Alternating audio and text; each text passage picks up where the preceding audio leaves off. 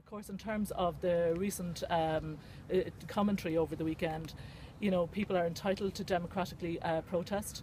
In a fair and democratic society, people have an entitlement to protest. I suppose what is very worrying is the change in tone and sentiment of that type of protest, and particularly in terms of our members and the men and women of Garda Síochána and the abuse that members are putting up with.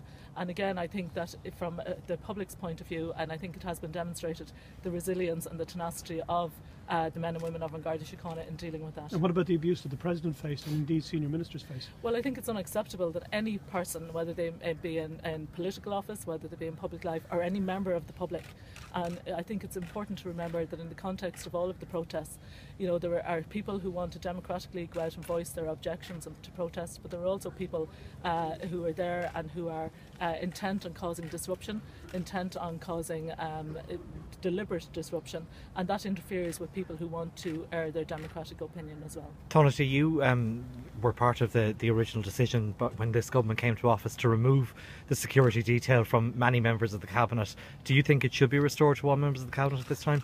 No, I think the arrangements that are there at the moment are working very well, but I think it is appropriate, given what the Commissioner has said, with the change in the tenor and tone of a very small group of people. And I want to stress that the numbers of people involved in some of the things that we've seen and experienced, that those people are a very tiny minority.